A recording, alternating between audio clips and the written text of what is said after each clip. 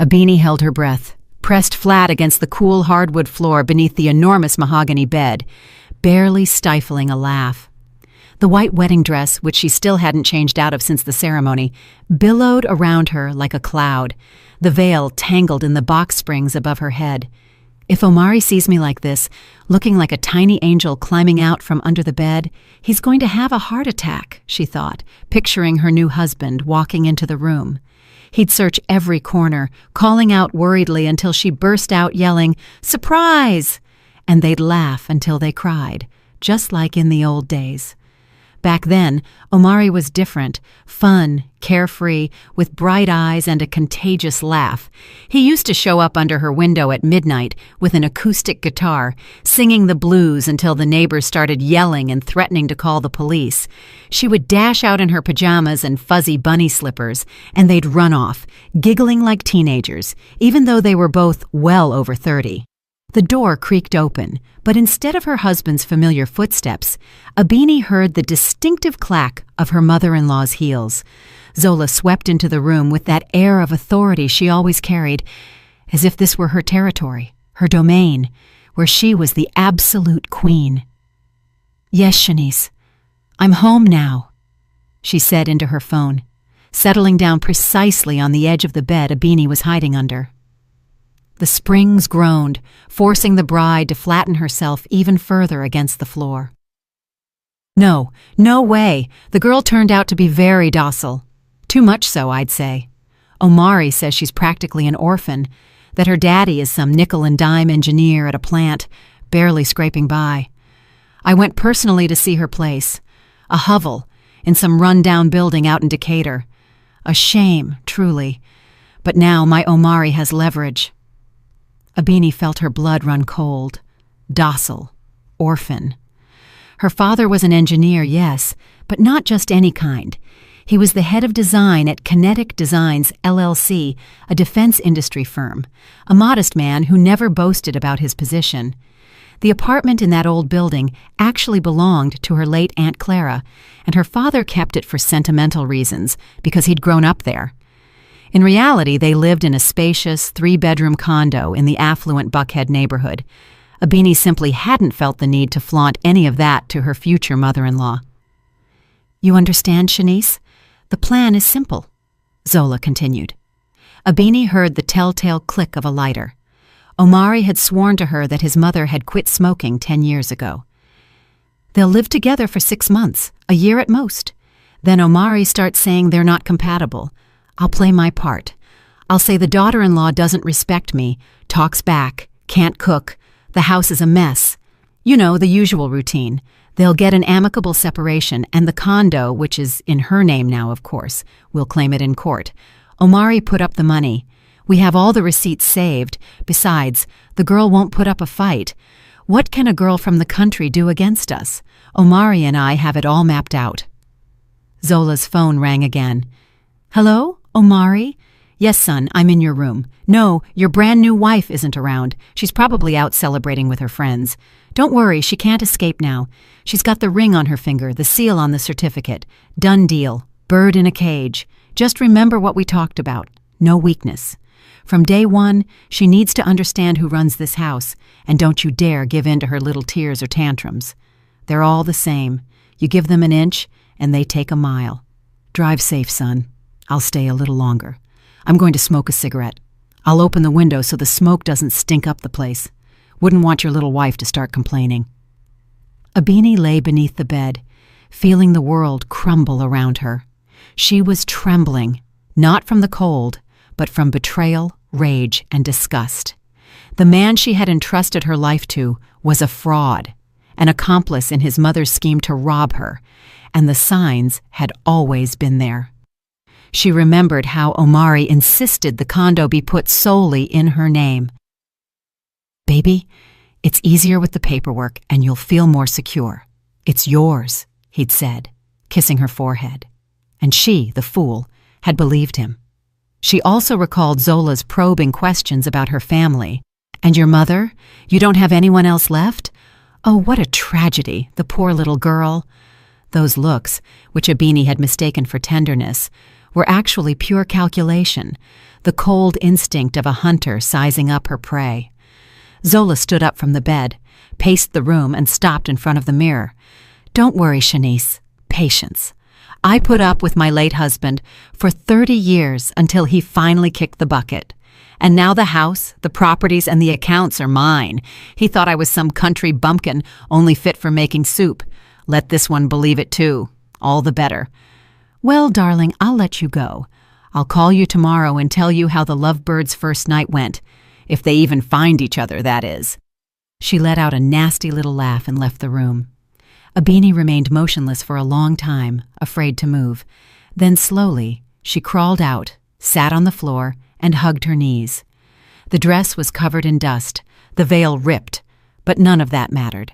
The important thing was deciding what to do. Her first impulse was to grab her things and leave immediately in her wedding dress in the middle of the night. But something new awakened in her, a cold determination. "No, sweethearts, you messed with the wrong one," she murmured, getting up. In her wedding purse was her cell phone. Abini quickly opened the voice recorder app. Luckily, she had managed to start recording when she heard her mother-in-law's footsteps, initially wanting to capture Omari's reaction to her joke. Now she had an ace up her sleeve, but one wasn't enough. She needed the whole deck. She quickly changed into a pair of jeans and a sweater, packed the dress away in the closet, and sat down at her laptop. Omari wouldn't be back for a while, and she planned to use the time well. The first call was to her father, Kamau. Despite the late hour, he answered immediately. "Princess, why aren't you sleeping? It's your wedding night, and you're calling me?" he said, with a mixture of affection and worry. "Daddy, I need to talk seriously. Do you remember offering to put your share of the company in my name?" There were a few seconds of silence. "Abini, what happened? Did that idiot do something to you?" "Daddy, nothing has happened yet, but I need a guarantee. Can you come to the notary first thing tomorrow morning?" "Of course, baby girl. And we'll transfer your Aunt Clara's condo into your name, too. I already have the paperwork ready." "Thank you, Daddy. I'll explain everything later." "No need. The minute I met that Omari, I knew he was an opportunist. And his mother? Forget about it, but you wouldn't listen to me. You were in love." "I wasn't, Daddy. I wasn't." The next call was to Sila, her best friend and lawyer. "Sila, I'm sorry to call you so late. I need a consultation. If a condo is in my name and I bought it before the wedding, does my husband have any right to it?" "Abini, what's going on? Are you already thinking about divorce?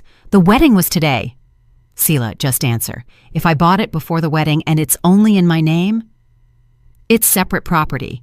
He could only claim something if he could prove he invested money in renovations or improvements. Why are you asking?" "I'll explain tomorrow. Can you stop by my place around 10? "Of course, girl. Hold tight." The door slammed shut. Omari was back. "Abini, where are you? Baby girl, I drove halfway across the city looking for you," he said in a worried voice, though she could now hear the falseness behind it. Abini walked down the stairs, trying to appear calm.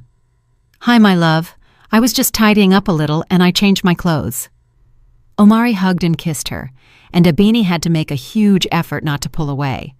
"Why are you so cold? Are you freezing?" "I'm just tired. Let's go to sleep. Tomorrow is going to be a heavy day." "Heavy? We're on vacation for 2 weeks." "Yes, but the condo is new. We have to organize it. By the way, your mother was here looking for you."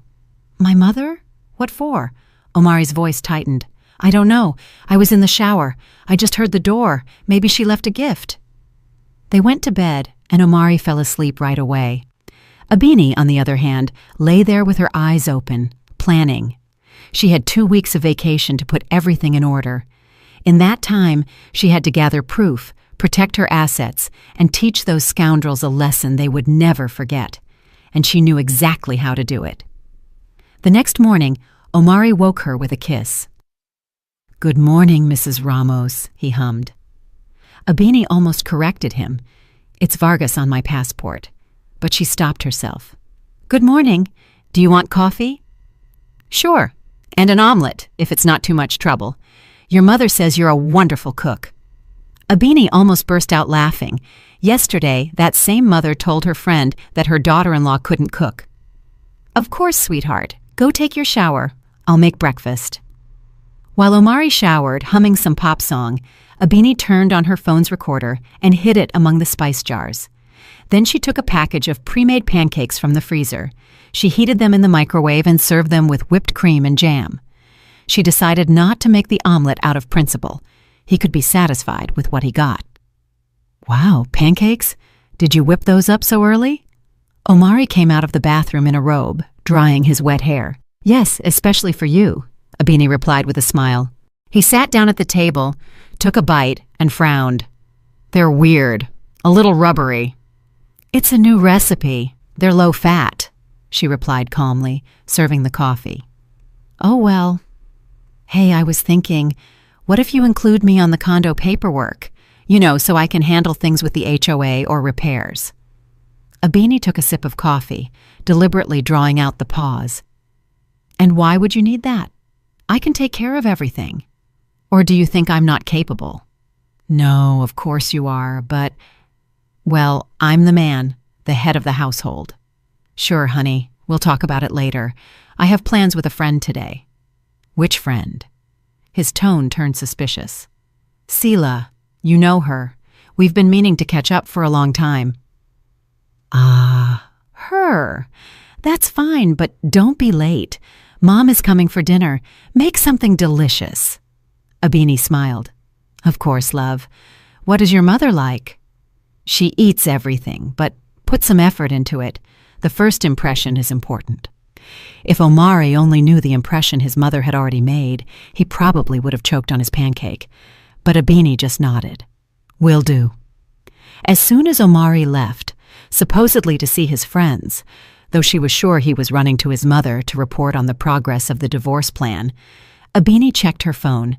The recording was perfect, clear, especially the part where he talked about being the head of the household and his right to the condo. At 10 o'clock, Sela arrived, a freckled redhead with a folder of documents under her arm. "All right, tell me what dumpster fire we need to put out." Abini played the recording from the night before. Sela listened, her eyes widening. "Good Lord, Abini, this is blatant fraud. We can sue them." "We can, but I don't just want to sue. I want them to learn a lesson forever."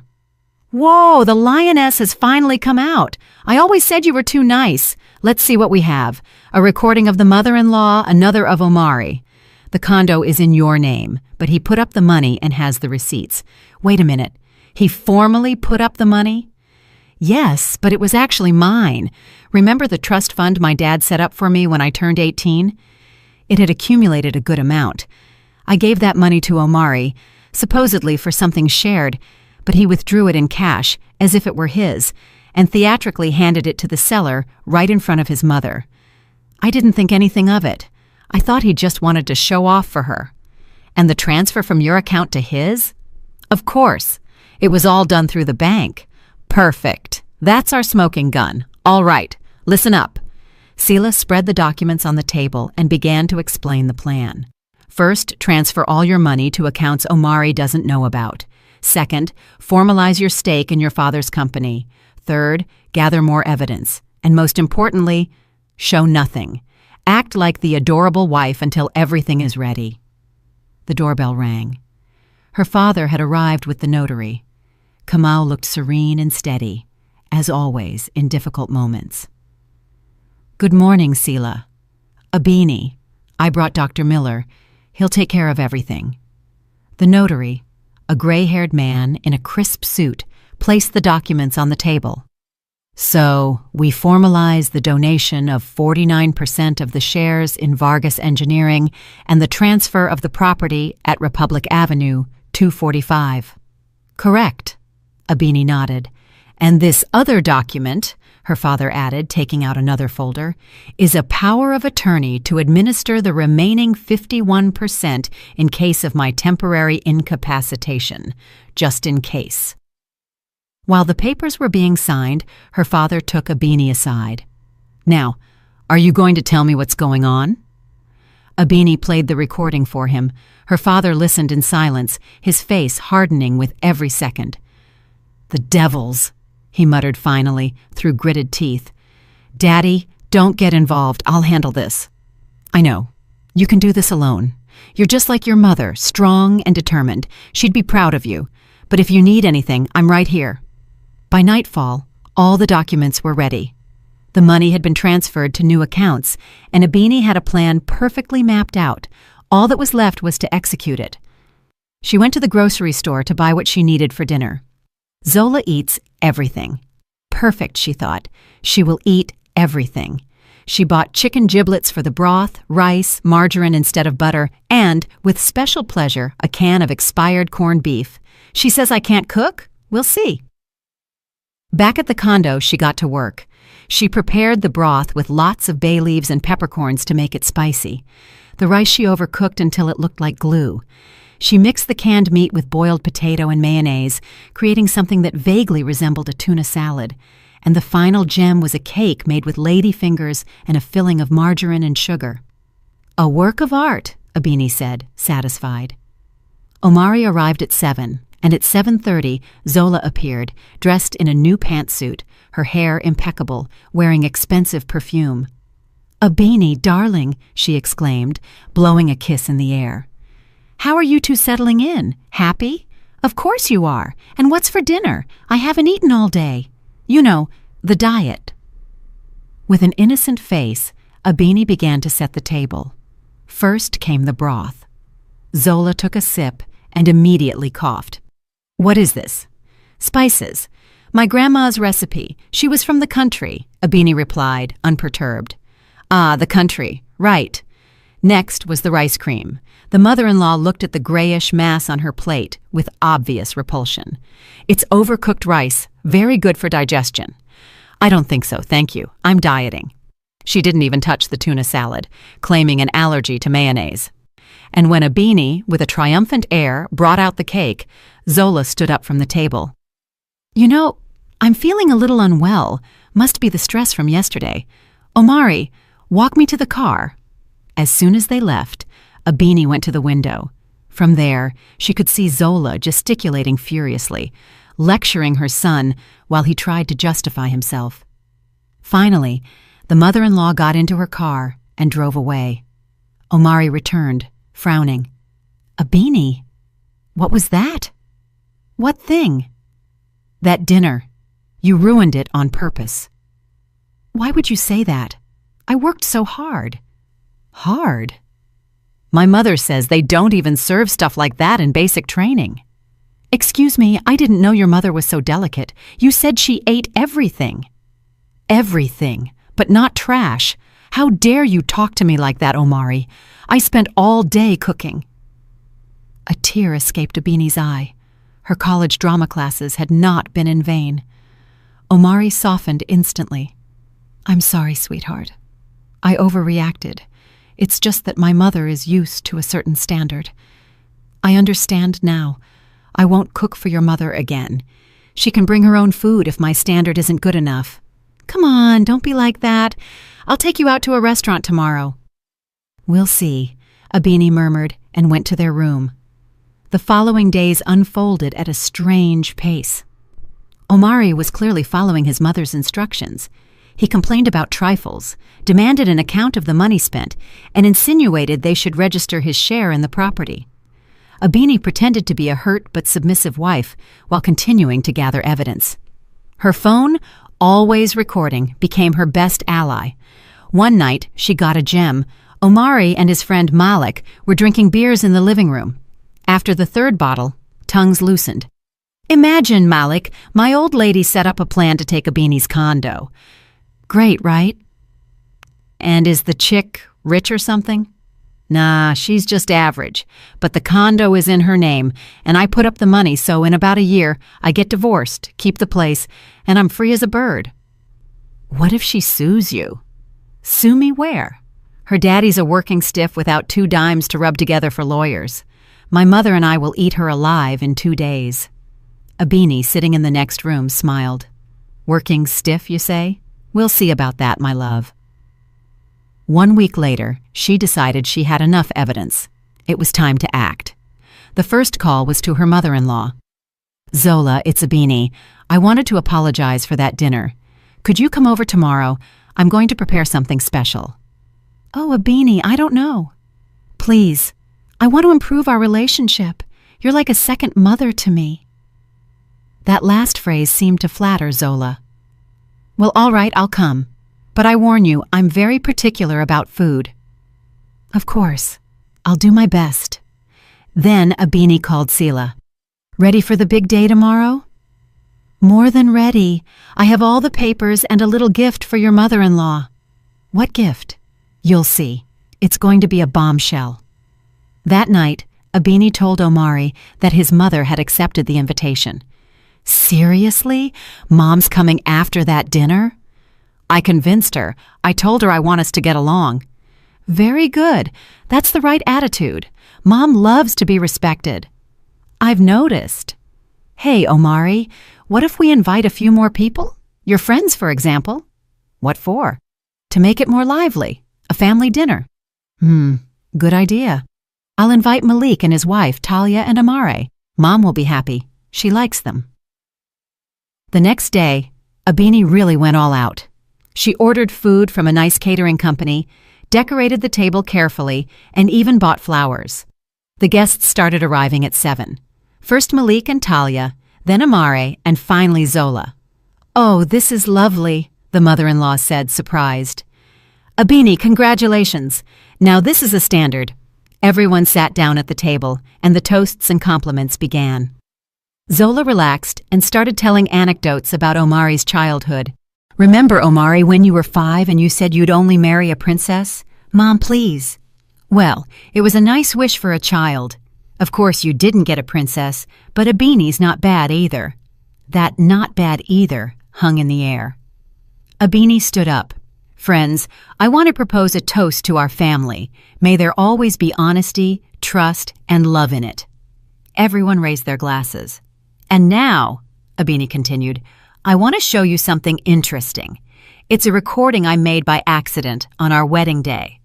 She pulled out her phone and hit play on the audio of Zola talking on the phone. The room fell into a heavy silence.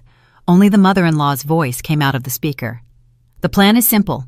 We get separated without a scandal, and we keep the condo." Zola went pale. Omari jumped up. "Abini, what is that? Where did you get that?"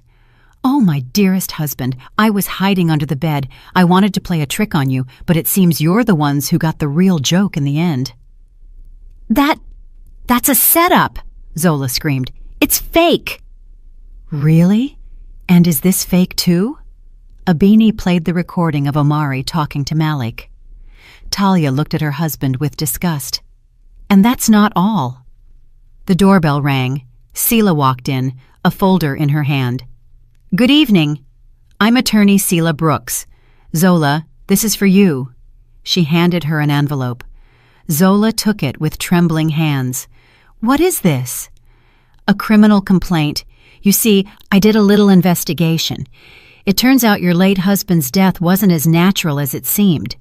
Funny thing, a healthy man suddenly dies of a heart attack 1 month after his wife puts all the assets in her name. And by the way, there was no autopsy. You insisted on cremation, but I have the testimony of a nurse who saw you inject something into your husband's IV." It was a bluff, a complete bluff. But Zola didn't know that. She went even paler and collapsed into her chair. "That's not true. I didn't do anything. Not kill my husband and not plan to rob my daughter-in-law." Omari was paralyzed. "Mom, is what she's saying about Dad true?" "Omari, son, it's all lies. Your father was sick, and passing everything to your name was for you, so it would all go to you. And the condo with Abini was also for you." Abini walked up to her husband. "Omari, here are the documents. The transfer from my account to yours, the money you used to pay for the condo, my money. And here's the tax return for my father, chief engineer at a defense industry firm, with a salary that would make your mother's eyes pop out. And these are the papers for our real condo in downtown Atlanta. Not that dump out in the suburbs your mother went to inspect. And you know what else? I could call the police right now and report both of you for fraud, but I won't." "Why?" Omari asked in a low voice. "Because I'm not like you. I'm going to give you one chance. Zola will stand up right now. She will leave and will never appear in my life or Omari's again. If I ever see or hear anything about you again, all of this goes straight to the police, and not just for the condo fraud." Zola rose, staggering. "Omari, leave!" "Go, Mom," he said in a defeated voice. "Just go!" The mother-in-law slammed the door on her way out. The guests were in shock. Talia was the first to react. "Malik, we're leaving too, and we're going to talk at home about your involvement in all of this." They left. Amare mumbled an awkward goodbye and disappeared. Only Abini, Omari, and Sila remained. "Abini, Omari began. "Don't say anything. Just pack your things and go. We'll file for divorce tomorrow." "But couldn't we try to fix it?" "Fix what, Omari? That you betrayed me? That you conspired with your mother to rob me? That you thought I was some country bumpkin? No, honey, you don't fix that." Omari silently went to pack his bags. Half an hour later, he was at the door with his suitcase. "Abini, seriously, I didn't want to. It was Mom's idea." "No, Omari, you are a grown man. You made your own choices. Leave." He left, and Abini finally allowed herself to cry. Sila hugged her. "You're incredible, girl. A true warrior." "You know, Sila, I loved him. I believed in him." "I know, but it's better to know the truth now than years from now."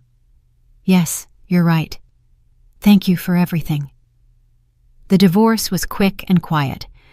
Omari didn't claim anything, probably out of fear of a scandal. Zola disappeared. It was said she had gone to live with a sister in Savannah. Abini stayed in her condo, licking her wounds and starting anew. Months passed. Abini was in a cafe with Sila, drinking coffee and laughing at some joke, when a tall, broad-shouldered man walked in, with honey-colored eyes and an open, kind smile. He went to the counter, ordered a coffee, and at that moment their eyes met. He smiled and nodded. Abini smiled back. "What are you thinking about?" Sila nudged her. "What? Nothing." Sure. He's gorgeous." The man indeed approached their table. "Excuse me, ladies. Do you mind if I sit here? There are no free tables and I need to do some work on my laptop." "Go right ahead," Sila replied, kicking Abini under the table. He sat down, opened his computer, and Abini could see blueprints on the screen. "Are you an engineer?" she asked without thinking. "Yes, a design engineer. Are you too?" "Well, by training. Now I work in procurement." "Wow, a colleague. My name is Jelani." "Abini, nice to meet you." They started talking.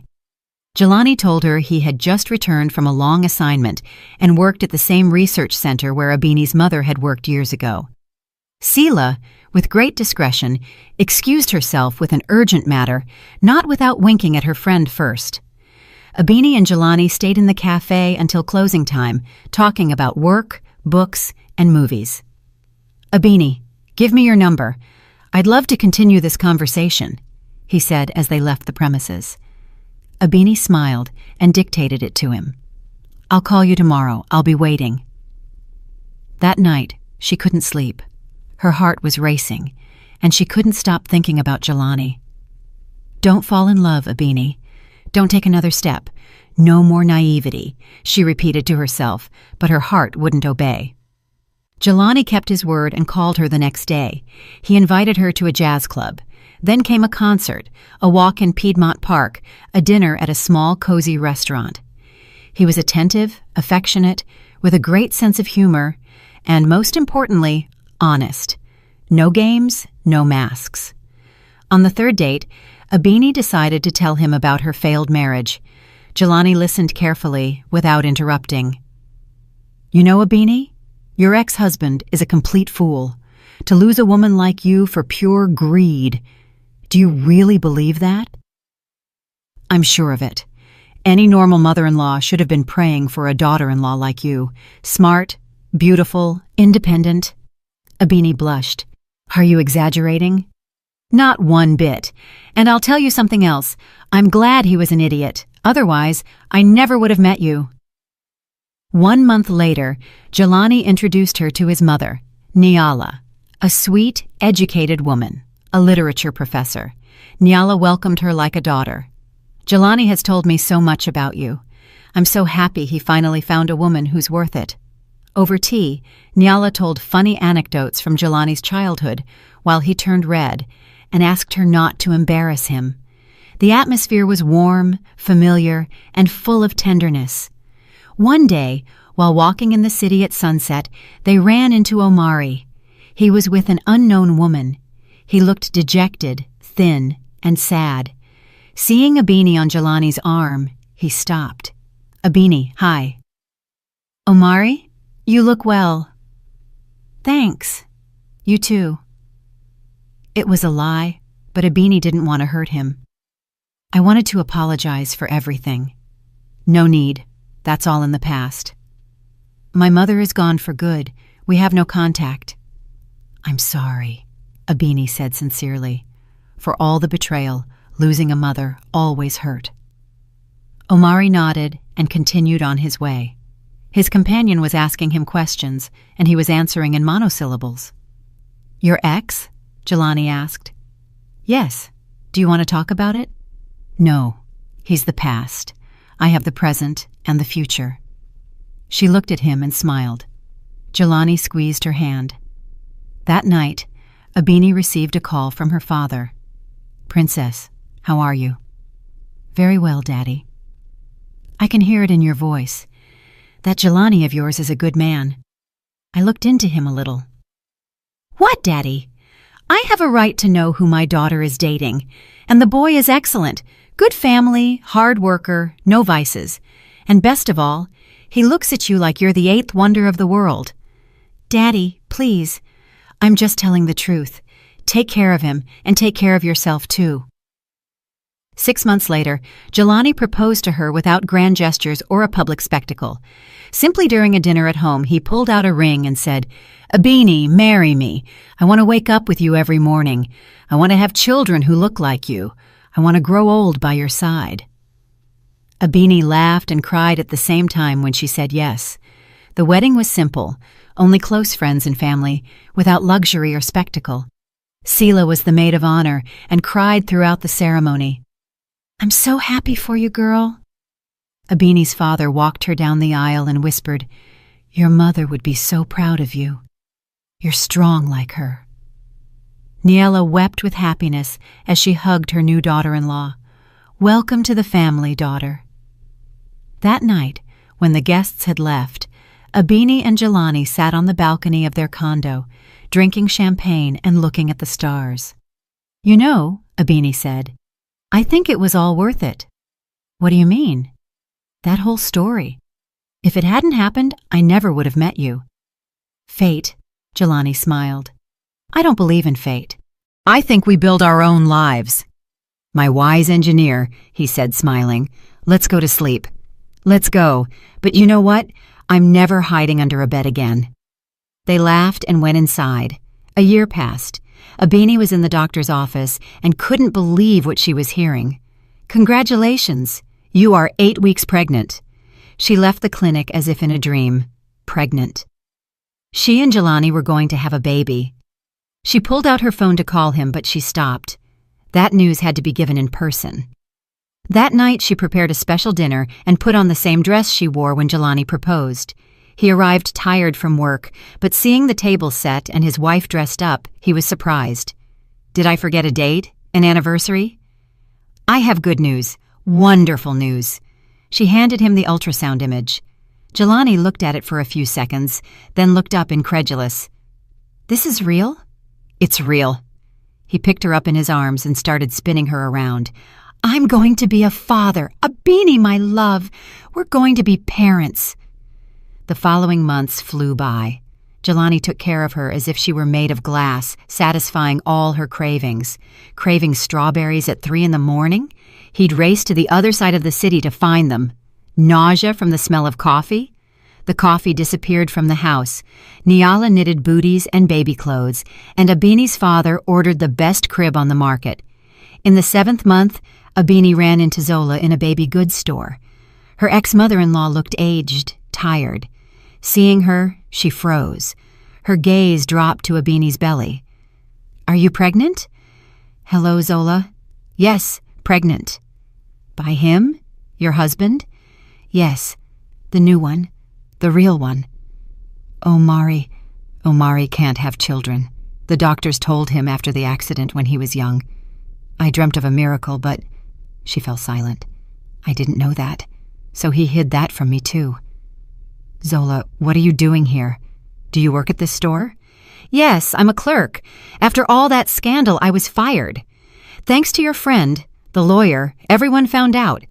Omari won't speak to me. I live with my sister. I work where I can."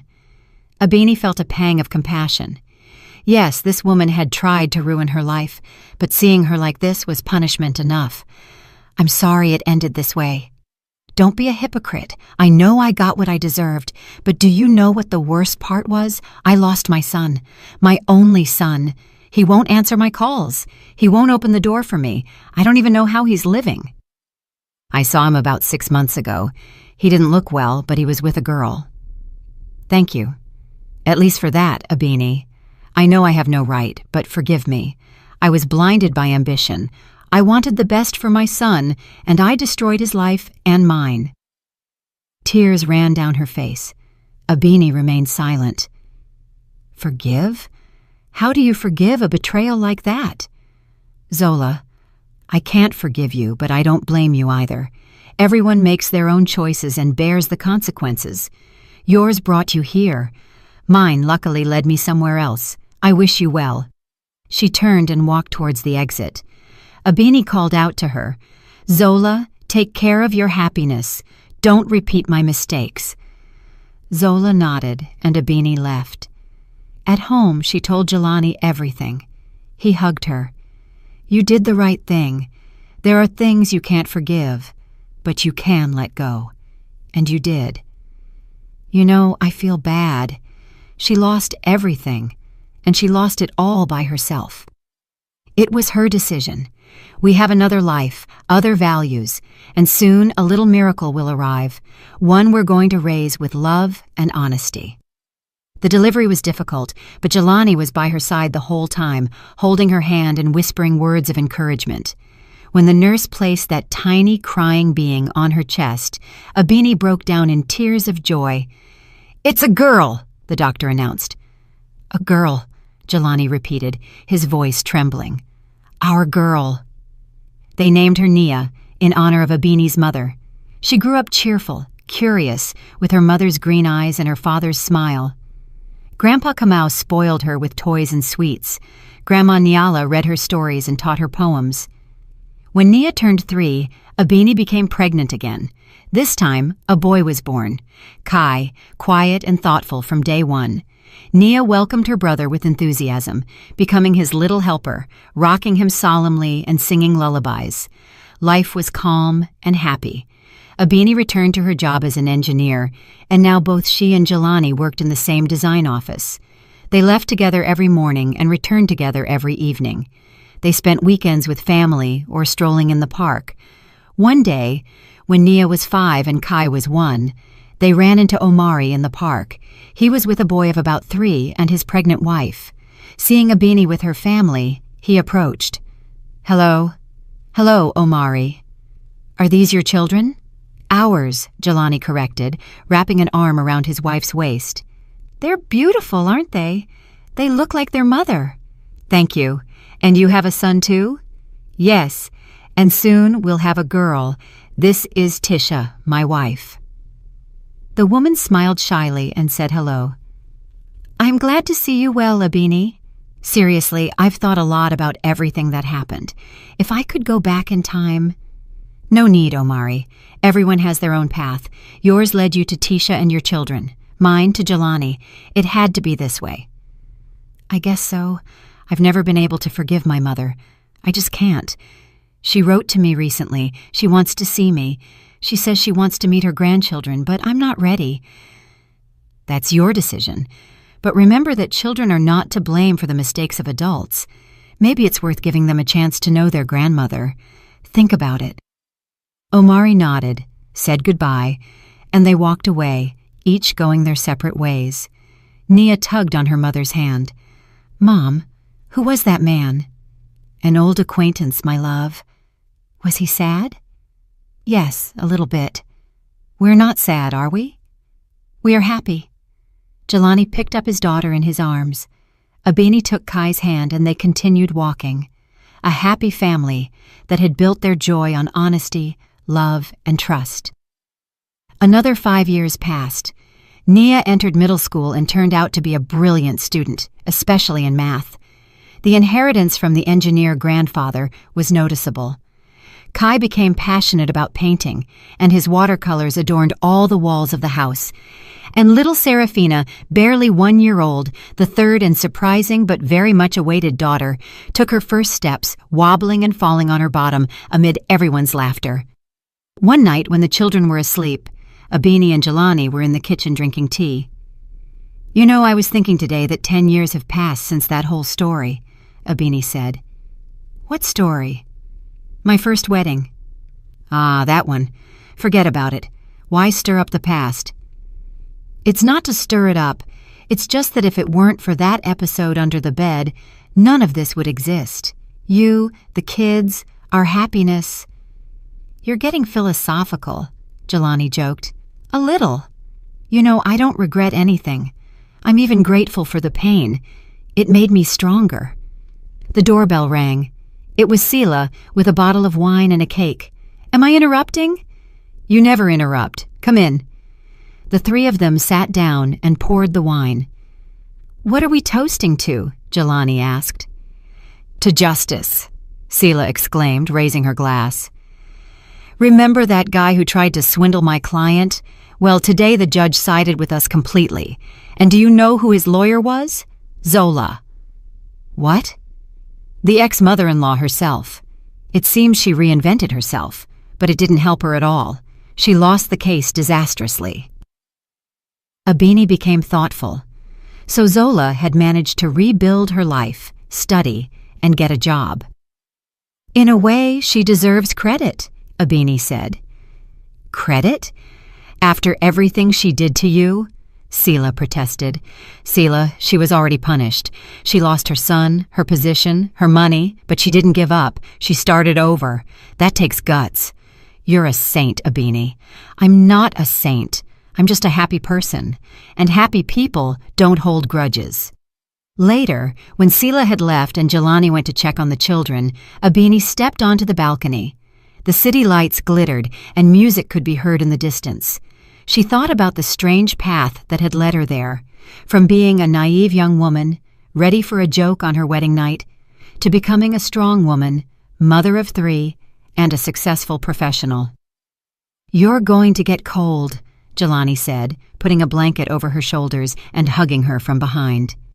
Look, a shooting star. Make a wish. Abini closed her eyes. Do you make a wish when you already have everything? What did you say? Nothing. That if I say it, it won't come true. In reality, she wished that her children would never know betrayal, that their first love story would also be their last, that they would be happy. But she knew that was impossible. Every person has their own path and their own tests. She could only be there to support and love them. Let's go to sleep, Jelani proposed. Let's go, but I'm still not getting under the bed. They both laughed. It was now their family joke, one that no one understood except the two of them and Sila. The next morning, Abini woke up to the pitter-patter of tiny feet. Serafina climbed into bed and snuggled between her parents. Naya and Kai followed. Mom, Dad, wake up! It's Sunday. You said we were going to the zoo. Jelani groaned, pulling the sheet over his head. Dad, don't fake it. We know you're not asleep. The children started tickling him. The room filled with laughter. During breakfast, Nia suddenly asked, Mom, how did you and Dad meet? In a cafe, Abini and Jelani looked at each other. Dad asked to sit at our table. How boring! And we talked about engineering projects, Abini added. How boring, but it was real, Kai said with surprising maturity. Real is better than a fairy tale. At the zoo, the children ran from one enclosure to another. Serafina pointed at the animals, babbling invented words. Abini and Jelani walked behind, hand in hand. Are you happy? He asked. Immensely. And you? I'm by your side. What more could I need? That night, when the tired but happy children were asleep, Abini turned on her laptop to check work emails. A headline appeared on her newsfeed. Renowned attorney Zola Ramos wins major real estate fraud case. Abini opened the article. The photo showed the same Zola, but different. Confident, elegant, and professional. The news said she had defended an elderly woman whom some scoundrels tried to steal an apartment from. What are you reading? Jelani peered over her shoulder. Nothing, just news. That's your ex-mother-in-law. Yes. Look, now she defends those who are being defrauded. The irony of fate, or the forgiveness earned through actions. Perhaps. Abini closed the laptop. The past was behind her. Every person had their path, their lessons, their own way of redemption. She had learned hers that night under the bed, at a wedding that was never consummated. She learned not to trust blindly, to take care of herself, to defend herself, but above all, not to lose the capacity to love, to believe in goodness, and to be happy. Somewhere in a parallel universe, there was an Abini who did not hide under the bed, who never heard her mother-in-law's conversation, who lived in deception for 1 or 2 more years, suffered a painful divorce, and lost faith in people. But in this reality, everything was different. A prank, a single instant under the bed, changed her destiny. What are you thinking about? Jelani asked. How strange everything is. How one small moment can change everything. The butterfly effect. Yes, my butterfly was hiding under a bed, and bless that butterfly, bless her. They turned off the light and went to bed. In the next room, the children were breathing calmly. Outside, the city murmured. Peace reigned in the house. That true peace that only exists in families built on love and trust. The next day, the phone rang. It was her father. Princess, I have news. Kamau, what is it? Well, Irene from the design office and I are dating. Abini nearly dropped the phone. Her father hadn't had a partner since her mother died, 15 years ago. Daddy, that's wonderful. Are you really okay with it? Of course. Your mother would have wanted you to be happy. Thank you, honey. Do you mind if I come over with her on Sunday for lunch so she can meet the kids? Perfect. Irene turned out to be a charming woman, about 55, with kind eyes and a warm smile. The children looked at her cautiously at first, but she quickly won them over. She gave Nia a children's engineering kit, Kai a set of professional watercolors, and Serafina a huge teddy bear. During lunch, she told funny anecdotes, and soon everyone was laughing. Irene's a legend at the firm, Kamau said proudly. The only woman head of design. Kamau, you exaggerate, she replied, blushing a little. But it's admirable, Abini said. I know how difficult it is for a woman to stand out among so many men. You're an engineer too, Kamau told me. Maybe you could come join our team? We have an opening right now. Thank you, but I'm very happy where I am. It's a shame, but the offer remains open. When the guests left, Jelani commented, Your dad looks happy. Yes, I'm so glad for him. He was alone for too long. Irene is a great woman. She is, and you know what? I was thinking maybe I should consider her proposal. My dad's design firm is something serious. Would you like to? I don't know, but I could try.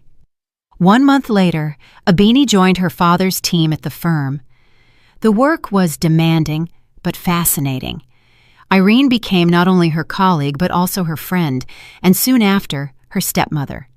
Kamau proposed to her, and they got married quietly. Only the closest family were present at the wedding. Nia recited a poem. Kai gave them a portrait he had painted of his grandfather and Irene, and Serafina carried the rings on a small cushion. Life continued its course. The children grew. Abini and Jelani worked. They loved each other. Sometimes they argued over trifles, but they always made up. A simple, normal life. And in that normalcy, true happiness was hidden, the kind worth fighting for. One day, tidying up the closet, Abini found her old wedding dress, the one she had hidden under the bed in. She took it out, smoothing the wrinkles. Nia ran in. "What a pretty dress. Is it yours, Mom?" "It was mine. Can I try it on when I'm older?" "Of course, but I hope you'll have a new one, your own." "And this one isn't happy?" "Yes, my love. My happiness started in this dress, only it started in an unusual way." "Will you tell me about it someday? When you're older?" Abini put the dress back in the closet. Let it stay there as a reminder that even from the darkest night, you can step out into the light, that a betrayal can become a springboard to happiness, and that sometimes under the bed, there is not just dust, but also destiny. That night, while the whole family was eating dinner, Jelani suddenly said, "We're all going on vacation together to the beach." "Yay!" the children screamed. "Yes, we are," Abini smiled. "But we'll look for a nice hotel with comfortable beds and nothing hidden underneath them," Jelani joked, winking at her.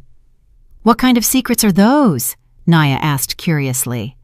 "Grown-up secrets," Abini replied. "They're weird," Kai said thoughtfully. "All grown-ups are weird."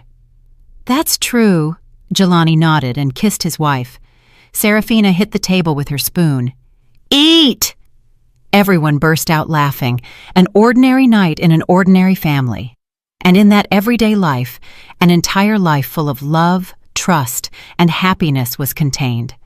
A life that started with a silly joke and almost ended in betrayal, but that ultimately led her to true love. And if someone had asked Abini if she wanted to change anything about her past, she would have answered, "Nothing, absolutely nothing," because every tear, every wound, and every disappointment led her exactly to where she was supposed to be, with her family, with her love. In another corner of the city, Zola was working on a new case, defending a young woman whom her husband was trying to defraud. The story, almost a mirror image. An apartment, false documents, family involved. Zola knew how to face it. Personal experience was the best teacher. She could never redeem herself in front of Abini. But perhaps she was helping other women avoid the same mistake, and in that, too, there was justice. Omari continued with his life, raising his children, working, trying to be a good husband and a good father. Sometimes he remembered that story and was grateful that Abini had been smarter and stronger than him. She taught him a harsh but necessary lesson. Thanks to her, he became another man, honest, decent. His children would never know who he had been before, and that's how it should be. The circle closed. Everyone got what they deserved. Everyone followed their path, and only the old mahogany bed, the one Abini and Jelani had left when they moved, kept the secret of that first wedding night that changed several destinies. The new owners of the condo, a young couple, sometimes heard strange creaks under the bed. "Must be the springs," he would say. "Yes, surely," she would reply. They didn't know that under that very bed, a bride hiding in her white dress had discovered a truth that transformed her life. They didn't know, and they never would. They would have their own story, their secrets, their ghosts in the closet, and their angels under the bed. And Abini never hid again, neither from problems, nor from the truth, nor from life. She faced it head-on and moved confidently towards new goals, new dreams, a new happiness. She knew for certain that whatever happened, she could overcome it, because she had already done it once. On that first wedding night, when instead of romance, she was met with betrayal, and instead of tears, she chose serenity and victory. And it was the right choice, the only right choice, the choice of a strong woman who would not let herself be broken or allow her life, her dreams, or her future to be crushed. And life repaid her handsomely, a loving husband, wonderful children, a job she loved, and loyal friends. Sometimes, very occasionally, she remembered that night, not with pain or resentment, but with gratitude. Strange, perhaps, but if it hadn't been for that night, this day wouldn't exist. nor this evening, nor this moment when she sat on her porch, watching her children play in the yard, her husband preparing the barbecue, her father and Irene discussing some technical topic animatedly, while Sela arrived with her family, carrying a huge cake. It was Nia's 12th birthday. "Mom, look what Dad gave me!" Nia shouted, running towards her with a box in her hands. Inside was an advanced, almost professional engineering kit. "Dad says I'm old enough for this now." "Of course you are, my love. You're a young lady already." "Mom, tell me how you met Dad. But the truth, not the cafe story." "Why not the cafe story? It really was in a cafe." "But that's boring. You know, Nia, the best stories usually start out boring, and then they become magical, like in fairy tales." More like in life, Nia ran to show the gift to her grandfather. Abini sat watching her large, noisy family. Jelani caught her eye, winked, and blew her a kiss. She smiled. Yes, her story started in a cafe, but the real story, the one about her strength, her rebirth, and her decisions, had begun under a bed on her first wedding night. And Abini thanked life for that lesson, for everything, for the pain that made her stronger, for the betrayal that taught her the value of loyalty, for the loss that led her to gain, for the end that became a beginning. The sun set, painting the sky in pink and gold tones. The house smelled of baking. Irene had prepared her granddaughter's favorite eclairs. Kai was painting a portrait of the birthday girl, while Serafina ran with the puppy they had adopted from the shelter and named Leo. "Abini, come on, let's cut the cake," her father called. She stood up, smoothed her simple, comfortable house dress. Not white, not a wedding dress, but the dress of an ordinary day in her extraordinary, marvelous, and authentic life. And as she walked toward her family, she thought, "Thank you." She didn't know who exactly, fate, God, chance. But thank you for every moment, for every tear, for every smile, for having been that impulsive girl who, 12 years ago, decided to hide under a bed and changed her life forever. Because sometimes the most important decisions are made in the least expected moments. Sometimes salvation comes from where you least imagine it. Sometimes under a bed, you don't find a childhood monster, but a guardian angel who shows you the truth and points you toward the path. And Abini followed that path, firm, happy, grateful, towards her family, her love, her life, that life that had begun under the bed on her first wedding night. Life has a habit of surprising you, precisely when everything seems to be in place. 2 years after Nia's birthday, when Abini was 40 years old and had been married to Jelani for 14 years, something happened that shook her quiet existence. It all started with a phone call. Abini had just finished a complicated project at the design firm when the secretary informed her that a woman wanted to speak to her. She said it was urgent and that it had to do with Omari Ramos. Abini frowned. What could have happened? She picked up the phone. "Abini, it's Tisha, Omari's wife. I'm sorry to bother you, but Omari is in the hospital.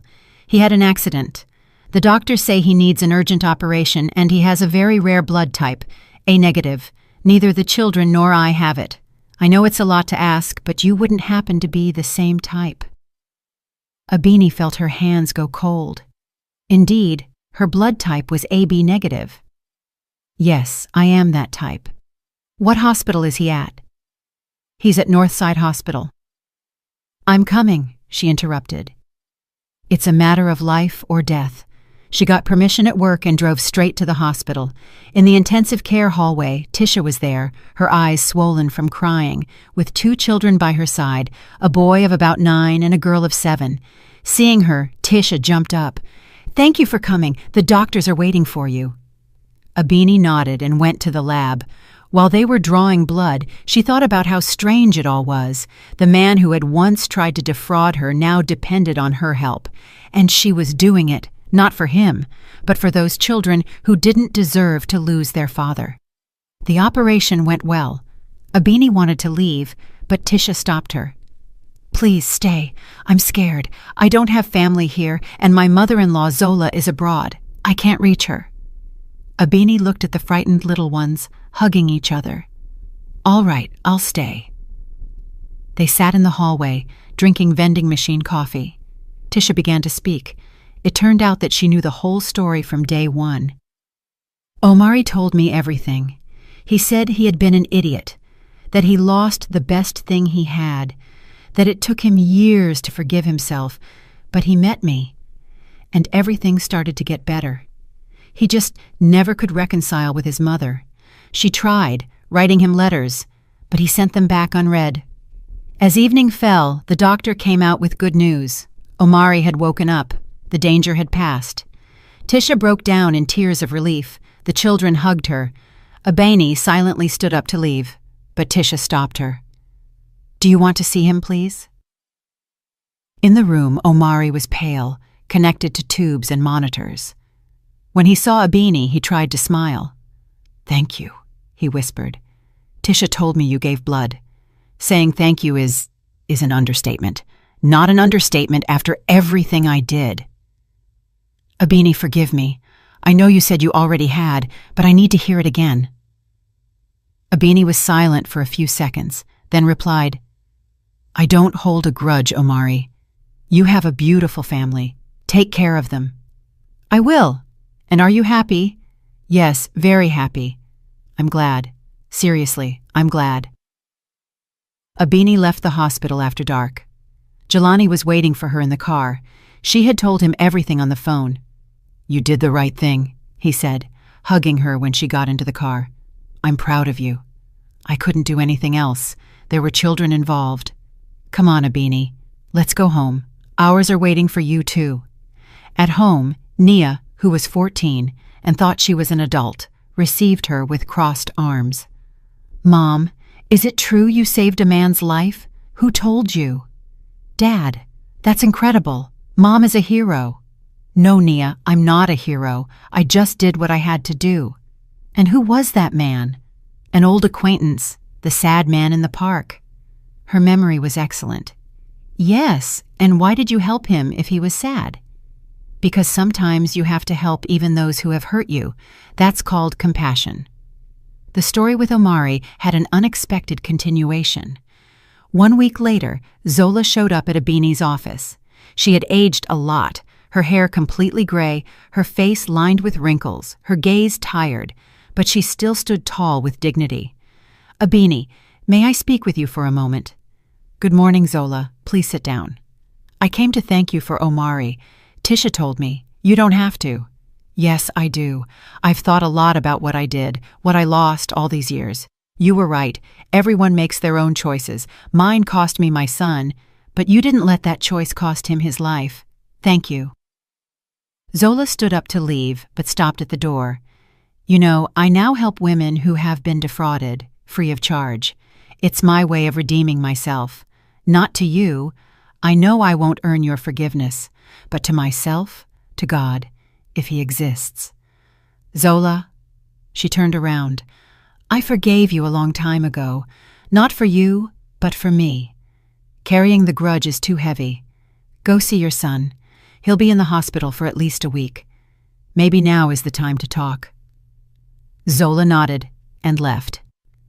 Later, Tisha told Abeni that Omari had finally reconciled with his mother.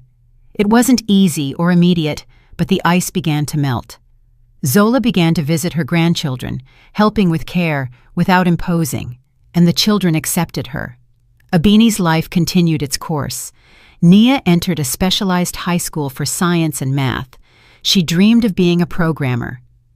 Mom, engineering is last century. The future is in tech, she said confidently.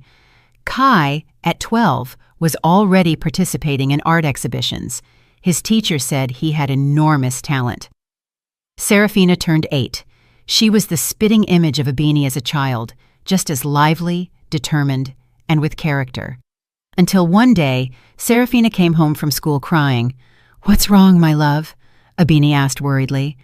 A girl in my class said I was adopted, that I don't look like Nia or Kai, and that you picked me up from an orphanage. Abeni hugged her tightly. Nonsense. You are my daughter, my girl. It's just that you look like your great-grandmother, my grandma. She also had dark hair and coffee-colored eyes, and the rest of us take after Dad's side. We're lighter. Seriously? Of course. Do you want me to show you pictures? They sat together looking at the family album while Abini told her stories about her ancestors. Suddenly, Serafina asked, "Mom, why don't you have pictures of your wedding? My friend's mom showed me hers. They were very pretty." Abini paused. She had thrown away the photos from her first wedding. She barely had any from the second with Jelani. There hadn't been much time. "You know what? Let's do a photo shoot. We'll dress up elegantly, like in a wedding, and take photos of the whole family." "Yes, and Dad will wear a suit. We'll convince him." The idea of a simple photo shoot soon turned into something bigger. Sila proposed, "What if you have a symbolic wedding, just for you and your friends? After all, that time was so simple without a party." Jelani supported the idea. 15 years together is a good reason. The preparations started immediately. Nia took charge of the organization, showing a natural talent. Kai designed the invitations with his drawings, and Serafina helped her mother choose the dress. They tried on dozens. Kamau and Irene took care of the banquet, and Nyala helped with the venue's decor.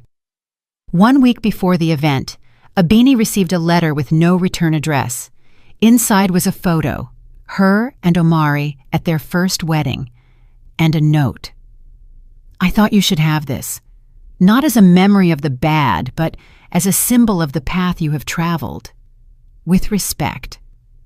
Abini looked at the photo for a long time, a young girl in white, smiling at the camera, not imagining what awaited her a few hours later. Naive, trusting, in love. Abini smiled too and put the photo in the album without throwing it away, but also without showing it to Jelani. It was her story, her past, her path. The day of the symbolic wedding dawned radiantly. September offered warm sun. They decided to have the ceremony in Piedmont Park, where they often walked with the children. Family and friends gathered, about 50 people. Abini wore a simple, elegant white dress fitted to her body, nothing as pompous as the first one. Jelani, in a light-colored suit, looked like he stepped out of a movie. The officiant was Abini's own father. "Dear friends," he said with an emotional voice, "today we celebrate that 15 years ago my daughter made the best decision of her life.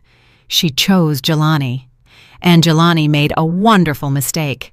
He chose my daughter, quirks and all." Everyone laughed. "But seriously, looking at you, I understand what true love is.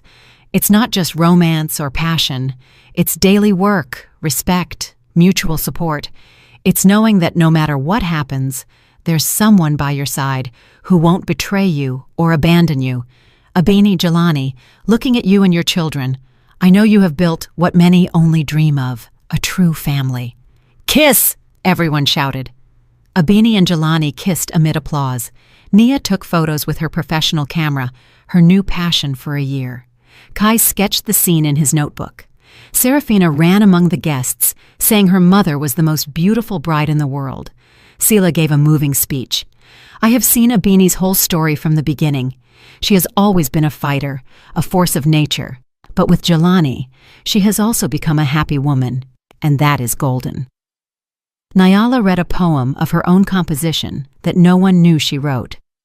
Irene sang a romantic bolero with a beautiful voice. Even colleagues from the firm presented a funny slideshow titled "Engineering Love, the Calculation and Structure of a Perfect Family." As evening fell, when the sun tinted everything golden, Jelani took the microphone. "I'm not a speaker, you know that, but I want to say something. Abini, 15 years ago, you said yes. That was the best day of my life. Every day with you has been a gift. You have given me 3 wonderful children. You have made me better, stronger, wiser. I don't know what awaits us, but I know that whatever happens, we will face it together. I love you." Abini couldn't hold back the tears. They were tears of pure happiness. She took the microphone. "Jelani, thank you for arriving just when I was ready to find you, for teaching me what true love is. No games, no lies. Thank you for our children, for every shared day, for never judging my past, for accepting me with all my scars. I love you more than my life." They danced their second dance to the song that was playing that day in the cafe where they met. The guests surrounded them. Many were crying. The children looked at their parents with pride and tenderness. "And now, a surprise," Nia announced. The 3 children went up to the small makeshift stage. Nia sat at the keyboard. She had been taking classes in secret. Kai picked up the guitar, and Serafina stood in front of the microphone. "We prepared a gift," Serafina said with a serious voice. They started playing and singing a simple song about family, love, and home. Serafina's voice was clear and strong. Nia accompanied her confidently, and Kai followed with soft harmonies. Abini and Jelani hugged while listening to them. "We did a good job," Jelani whispered. "An excellent job," Abini replied. After the party, life returned to its usual rhythm, but something had changed. That symbolic ceremony seemed to strengthen them, giving them new energy. Abini received a promotion, becoming the head of design. Jelani took over the direction of a new project. The children continued to fill the house with pride and joy. But life, as always, brought tests. 6 months after the celebration, Kamal was hospitalized. Heart problems. Abini spent nights by his bedside. Irene never left him. The operation was complicated but went well. When Kamal regained consciousness, the first thing he said was, "I still have to see my grandchildren grow up." The recovery was slow. Abini asked for vacation to help Irene with the care. The children visited him every day. Nia read him scientific articles. Kai drew his portraits, and Serafina talked non-stop, making him laugh. "You know, Abini," her father told her one day, "I thought after your mother I couldn't be happy again, but I was. Irene, you, the children, the grandchildren. Life goes on, even when you think it's over. Daddy, you're going to live for 100 years more. Not 100, but I'll try to last long enough. I want to hold my great-grandchildren." "Dad, what are you talking about? Naya is already 17. Suitors will start appearing soon." She's focused on studying. One thing doesn't preclude the other. And it was true. Suitors started appearing. Tall, slender, intelligent, Nia attracted attention wherever she went, but she was serious, more so than was usual for her age. "Mom, these boys are so immature. What was Dad like at their age?" "Your father was 30 when we met, and at 18, I don't know. Ask Grandma Niala." It turned out that Jelani at 18 was an incurable romantic. He wrote poems and dreamed of being an archaeologist. "See?" Nia said. "And these guys only talk about cars and video games." Her first serious love came in college. She had entered Georgia Tech for applied mathematics. The boy's name was Quentin. He was 2 years older, responsible, and focused. She brought him home to introduce him, dying of nerves. Jelani gave him a real interrogation, but the boy held his own. "He seems like a good kid," he ruled in the end, "but I'll keep an eye on him." Kai, at 15, had other priorities. Art. He had been accepted to the Savannah College of Art and Design. His talent was undeniable, and his professors predicted a great future for him. "Mom, can I go to that workshop in Italy? Master Silva will be there. He almost never accepts students." They let him go, though with heavy hearts. Serafina, at 11, discovered her gift for music. She had a natural voice and perfect pitch. They enrolled her in a music school, and she soon became their star student. "Mom, I'm going to be a singer, like Beyoncé." "Finish school first. School is a bore, a necessary bore." One autumn evening, while the whole family was having dinner, Nia had come from the student residence. Kai had just returned from his trip. The doorbell rang. Abini went to open it. At the door was a young woman of about 25, very similar to Omari. "Abini?" "Yes. My name is Kiana. I'm Omari Ramos's daughter from his first marriage." Abini froze. Omari had never mentioned a first marriage. "Please, come in," she said automatically. In the living room, the young woman told her story. Omari had married at 20 and divorced a year later without knowing his wife was pregnant. She moved to another city, remarried, and Kiana grew up believing her stepfather was her real father. Only after his death did her mother tell her the truth. I found my father, Omari. We met. He was surprised, but he accepted me. He introduced me to his family. Tisha and the kids were very kind, and then he told me about you. He said you saved his life, that if it weren't for what happened between you two, he never would have changed. I wanted to meet you and thank you. Jelani watched cautiously, but Abini smiled. There's nothing to thank me for. Would you like a cup of tea? Over tea, they chatted at length. Kiana was a pediatrician. She worked at a children's hospital.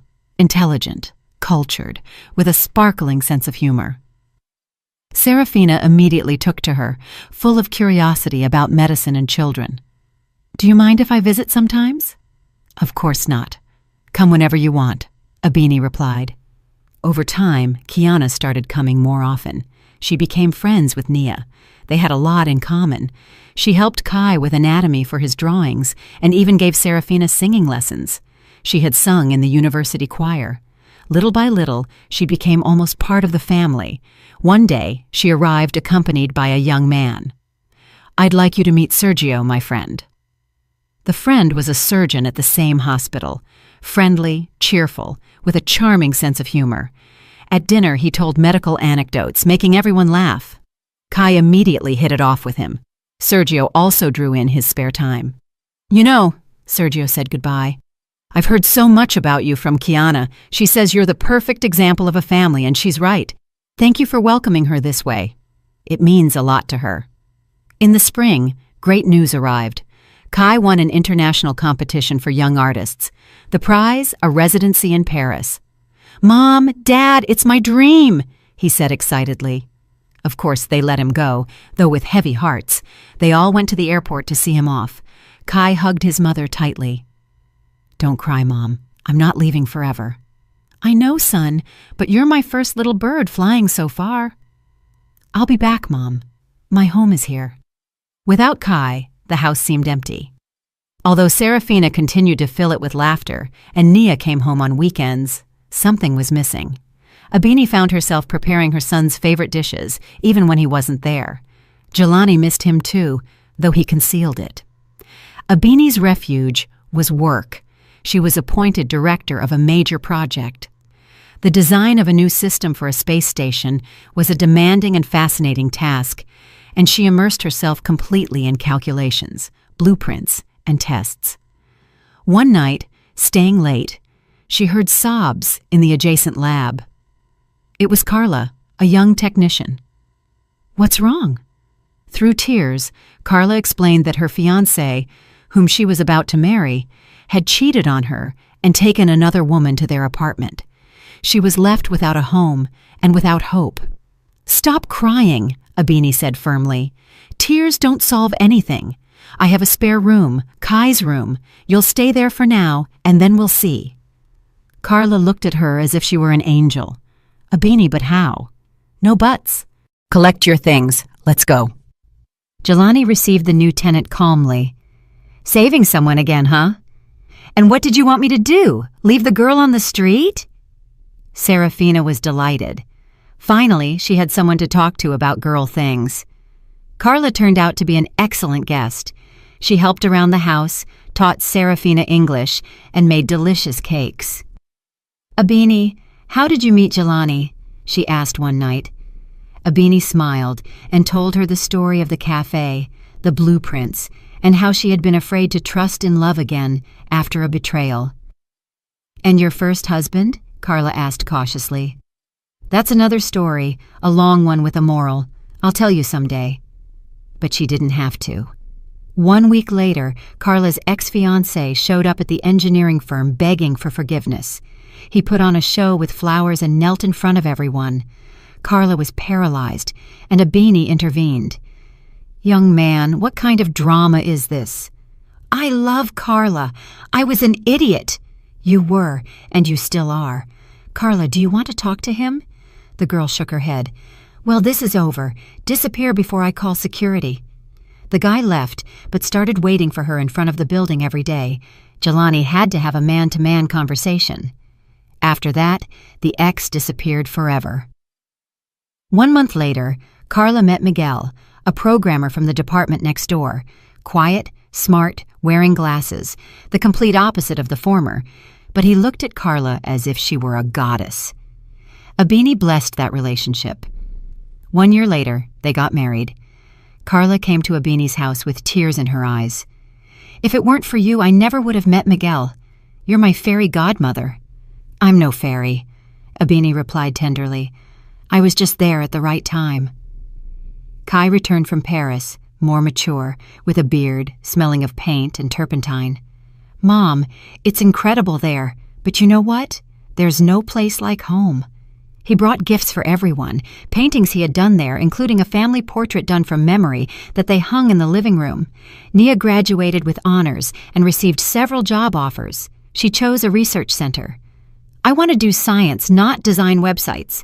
Quentin proposed to her at the graduation party. She said yes, but they decided to postpone the wedding for a year to get settled first. Serafina turned 14 and blossomed. Tall, beautiful, the ugly duckling who turned into a swan. Boys started noticing her, but she only thought about music. "Mom, I've been invited to a competition in Vienna. It's fantastic." "Fantastic, but pass your physics exam first." "Mom, no moms." Travel is necessary. They traveled together to Vienna. Abini requested vacation time. The city dazzled them with its beauty. Serafina sang in the legendary Musikverein, where Pavarotti once performed. Her voice was pure and powerful. The audience fell silent. When she finished, the ovation lasted 5 minutes, first prize, and an invitation to study at the Vienna Conservatory. "Mom, it's my big chance." "I know, my love, but you're still too young to live alone in another country. We'll talk when you're 18. Serafina got a little angry but soon got over it. Her first crush was waiting for her back at school. Life continued its course. Abini and Jelani worked. The children grew. The parents aged. After his illness, Kamau had become a philosopher. He could talk for hours about the meaning of life. "You know, Abini, I've realized the essential thing. Family is everything. Work, money, success, all that is secondary. The important thing is to have your loved ones close and healthy." Nyala, on the other hand, began to weaken. Sometimes she forgot things, got confused. The doctors said it was old age. Jelani was heartbroken, and Abini supported him as best she could. They brought Nyala to live with them and prepared a room for her. The children surrounded her with affection. Serafina sang her songs. Kai drew her portraits. Nia read aloud to her. One day, sitting in her armchair, Nyala said in a clear, serene voice, "Abini, thank you for Jelani, for the grandchildren. I'm at peace because I know he's in good hands." A week later, she passed away peacefully in her sleep. The funeral was a quiet autumn day. Jelani remained strong, but Abini saw his pain. Returning from the cemetery, he said, "You know, Mom always said that life continues, even when it seems like everything is ending. She was a wise woman." She was. And she lives on in our children, in their talents, in their hearts. Yes, Serafina inherited her musical ear, Kai, her artistic sensitivity, Nia, her analytical mind, and you inherited her kindness and her wisdom. Thank you, love. Life, indeed, continued. Naya married Quentin. The wedding was beautiful, emotional. Her father walked her down the aisle, holding back tears. "Dad, don't cry." "It's tears of happiness, sweetheart." Abini, next to Jelani, felt immense emotion. Her girl had grown up, had become a woman. The wedding brought together many guests. Even Omari came with Tisha and their children. Nia also invited Kiana, who brought her family. Omari approached Abini. "Your daughter is gorgeous, just like you were at her age. Thank you, Abini. I wanted to tell you thank you for Kiana. She told me how you welcomed her. That's worth more than you can imagine." "Omari, the past is behind us. We all have a present. Let's live it." Zola also arrived. She was aged but still maintained her dignified bearing. "Abini, congratulations. You have a wonderful daughter." "Thank you, Zola. I wanted to give you something. Take this." She handed her an envelope. Inside was a check for an amount sufficient for a down payment on a condo. Zola, this is too much. No, it's a small part of what I owe you. Accept it. It's for the young couple. Nia and Quentin left on their honeymoon. Kai received a very special commission to paint the murals of a church, a great honor for such a young artist. Serafina prepared for her final exams, and at the same time for entry to the conservatory. She decided to try for the one in Atlanta to be closer to home. And then Abini discovered she was pregnant again, at 45. A little late, but the doctors assured her everything was fine. Jelani was in shock. But how? As always, Abini laughed. Do you want to? And you? Yes, I do. The children reacted in different ways. Nia was happy. Mom, that's incredible. I'm going to have a little brother or sister. Kai commented with excitement. It'll be interesting to do a portrait with a baby. Serafina was scandalized. Mom, that's embarrassing at your age. Serafina! Okay, but let it be a girl. I don't understand boys. The pregnancy was difficult. Abini had to rest and quit work, but she didn't regret it. It was another opportunity, another miracle. Jelani cared for her like a queen, and the children helped with everything. A girl was born. They named her Sanaa, in honor of Abini's best friend. Tiny, fragile, but with a cry so loud it made everyone laugh. She's got character, the nurse said. Nia came to help with the baby. She herself already had a pregnant belly. Continuity of generations, Abini joked. When Sanaa turned one, they organized a big family party. Everyone came, relatives, friends, even Carla and Miguel with their newborn. Kiana and Sergio announced their engagement. Serafina sang a song for her little sister, and Kai gave her a painting titled Sanaa with Angel Wings. During dinner, Kamau raised his glass. I toast to continuity. May our family never fall apart. May our great-grandchildren and great-great-grandchildren gather around a table like this years from now and remember us fondly. Abini looked at everyone around her and thought, this is happiness. Not wealth, not success, but this, a large family, people you love and who love you. And it all started with that silly joke that day she hid under a bed. That night, when the guests had left, the children were asleep, and little Sanaa was breathing softly in her crib. Abini and Jelani sat on the patio. Tired? He asked. Happy, she replied. Sometimes I wonder what would have happened if I hadn't hidden under the bed. Don't think about that. Everything happened as it was supposed to. Yes, perhaps, but it's still strange. Such a small decision, an impulse of a few seconds, and it changes an entire life. They call that destiny. I don't believe in destiny. I believe we build our own lives. Stubborn as ever. Well, let's say we did build it ourselves, and it didn't turn out so bad, did it? It turned out perfectly. They stayed hugged, looking at the stars. A dog barked in the distance. The traffic noise was muffled. The world kept turning, but peace reigned in their home. Abini knew that no matter what happened, she had the most important thing. Her family, her love, her home. And yes, she never hid under a bed again, only sometimes when playing hide-and-seek with the children.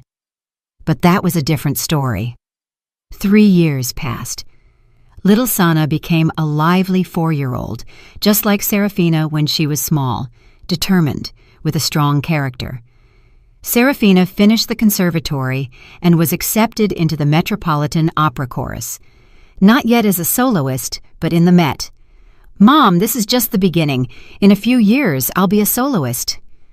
I don't doubt it, daughter.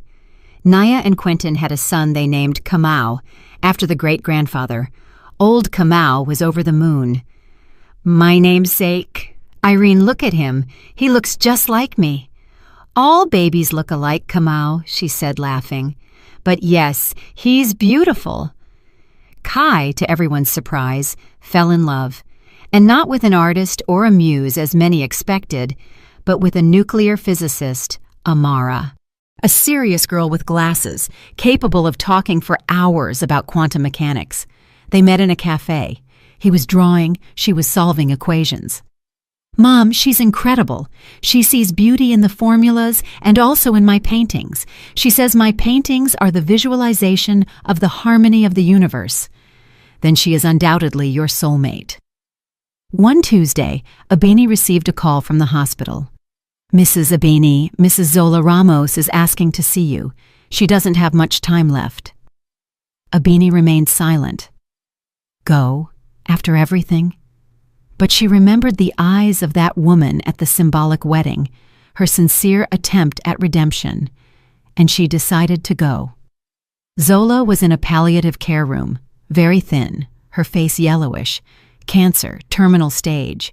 Seeing her, she tried to smile. "Thank you for coming. I didn't think you would." "What do the doctors say?" 2 weeks, maybe 3. "I need to tell you something and give you this." She pointed to a folder on the bedside table. Inside were documents, a will in which Zola left all her assets to an orphanage, and a letter. "This is for you. Read it later. Not now. And one more thing. Omari doesn't know I'm here. Don't tell him. He's just putting his life back together. I don't want to destroy it again." "Zola, he's your son. He has a right to know." "I know, but I don't have the right to cause him any more pain. I hurt him enough, and you too." Abini sat next to the dying woman's bed and thought about how strange life is. Once, this woman had wanted to destroy her, and now she was here alone. And the only one who had come to see her was Abini. "I'm going to call Omari," Abini said softly. "I won't tell him you asked me to, but let him decide whether to come or not." Omari arrived an hour later. He was more aged, with gray hair at his temples, but he still maintained his bearing. He entered the room, looked at his mother, and his face broke. "Mom!" "Omari, son, forgive me. I didn't want you to see me like this. Why didn't you tell me? Why?" He sat beside her and took her hand. Abini discreetly left. In the hallway, Tisha and Omari's children were waiting. "Thank you for calling. I never would have forgiven myself if I didn't get here in time." They drank vending machine tea. Omari's children, now teenagers, talked in low voices. Then Kiana and Sergio arrived. "Dad told us about Grandma. We came as soon as we could." Zola died a week later. She managed to talk to all her grandchildren, ask Tisha for forgiveness, and give her blessing to Kiana and Sergio for their wedding. To Omari, she said, "I'm proud of you, son. You've become a real man. Not thanks to me, but in spite of me. And that's good." The funeral brought together many people. After all, in recent years, Zola had helped dozens of women, defending them pro bono in court. Grateful clients came, colleagues, even judges she had worked with.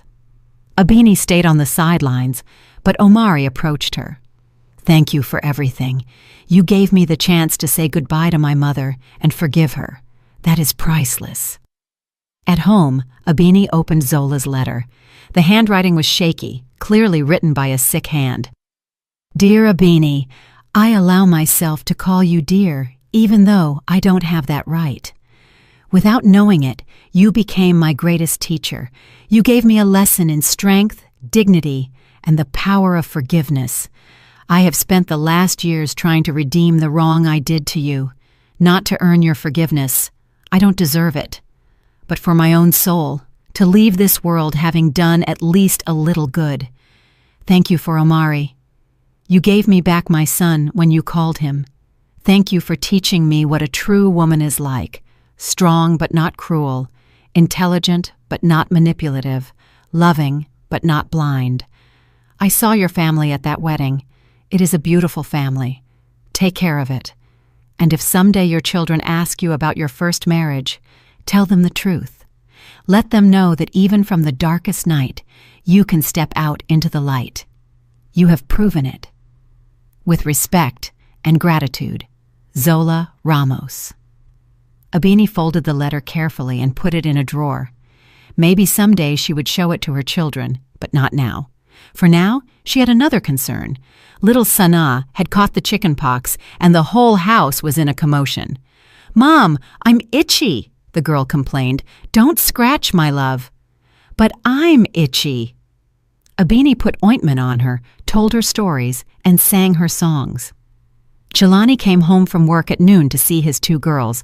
"Dad, I'm all green but gorgeous." "You look like a frog princess." "I'm not a frog." "Of course not. You're a princess, a green princess." Naya brought her son Kamau every weekend. The boy could spend hours building blocks or looking at picture books. "Mom, he's just like Grandpa Kamau, so focused." "And that's good. Let him grow up smart." One Sunday, during the family dinner, a tradition that Nyala had started, Serafina announced news. "I'm going to have my first solo concert in the small hall of the conservatory." Everyone applauded. "Daughter, that's wonderful!" Jelani exclaimed. "When is it?" "In 2 months. And guess what else? I want to sing a song I wrote myself about our family." The preparations began right away.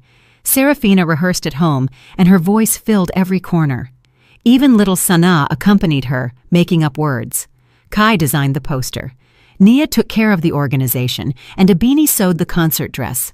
Serafina didn't want a store-bought one, but one made by her mother. 1 week before the event, a call came from France. An important gallery wanted to buy a series of Kai's paintings, Parisian landscapes. The sum was impressive. "Mom, this is a fortune. You deserve it, son. They recognized your talent. I want to donate a part to the orphanage Zola left her inheritance to." "Are you sure, Kai?"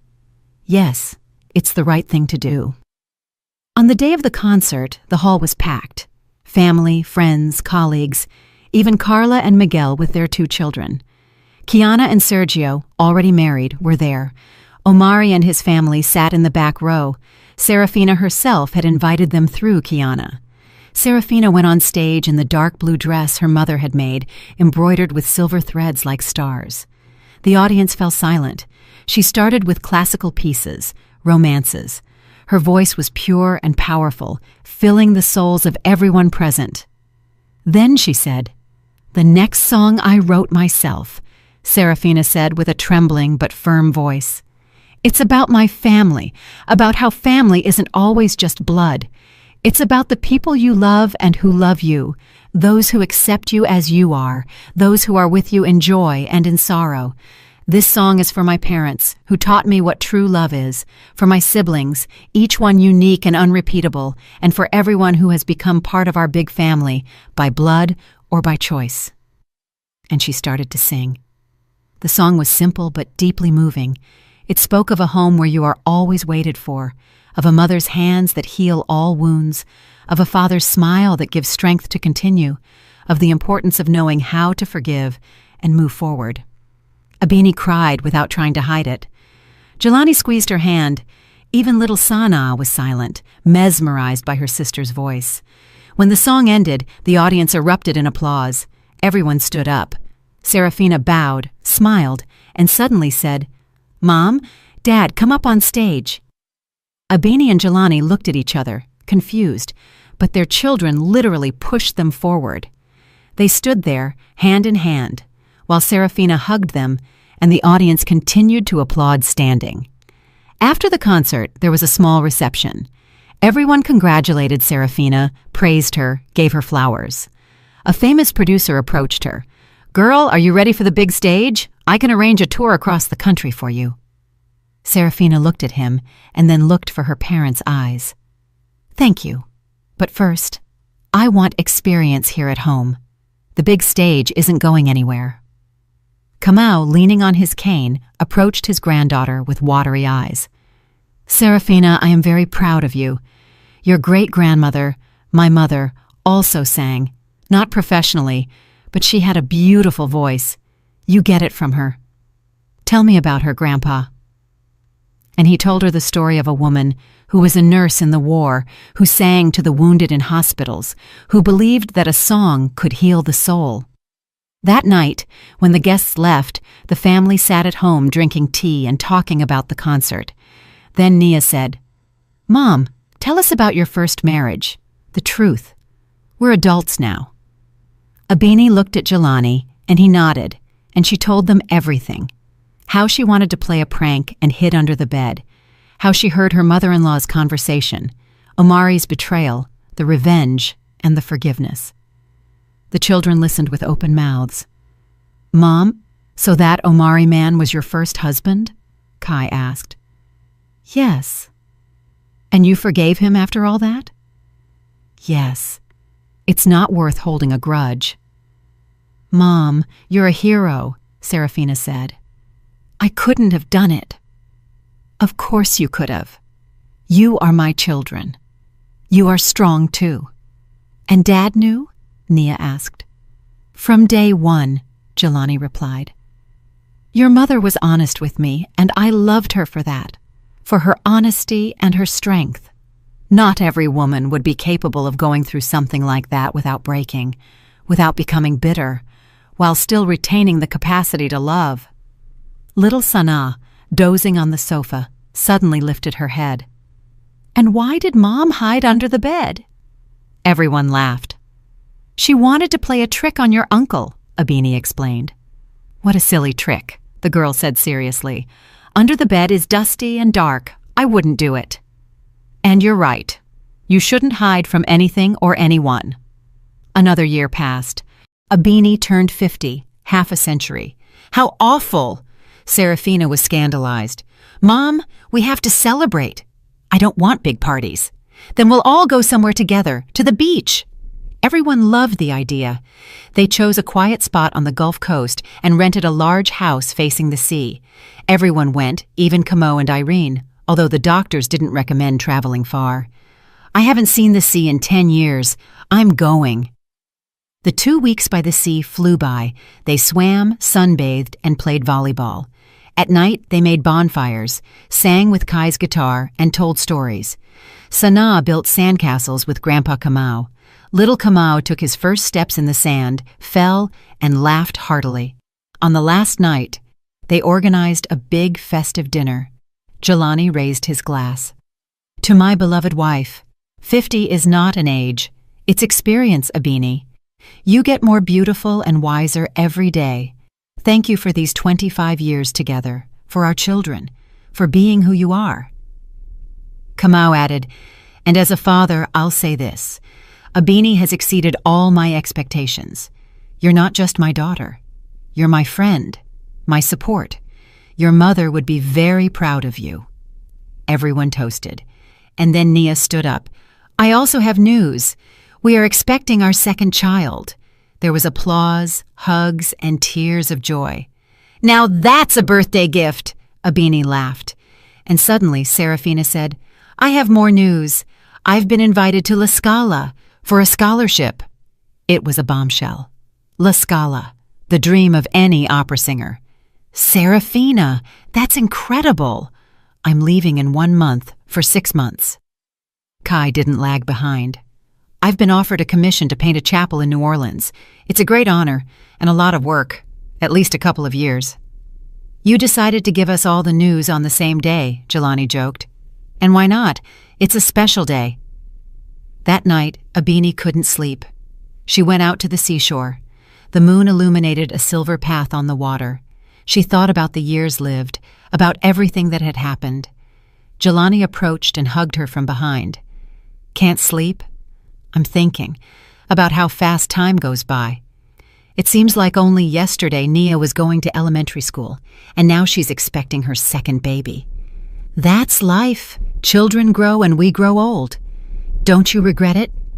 "Regret what? Having crossed paths with me with all my baggage?" "Abini, my love, your past made you who you are, and I fell in love with exactly that. Your strength, your wisdom, your truth. I thank fate every day I spend with you." They stayed hugged, looking at the sea. Seagulls cried in the distance. "You know," Abini said, "I think my mother was right. She always said, 'Don't fear difficulties because they make you stronger. Every test is a lesson, and if you learn it, Life will reward you." She was a wise woman. Yes, it's a shame she didn't see all of this. Our children, our grandchildren. She sees it, I'm sure. She watches over us from wherever she is and is happy. They returned home tanned, rested, and full of plans. Serafina prepared for her trip to Italy, Kai for his work in New Orleans. Nia decorated the new baby's room. Life was bustling. And then the terrible thing happened.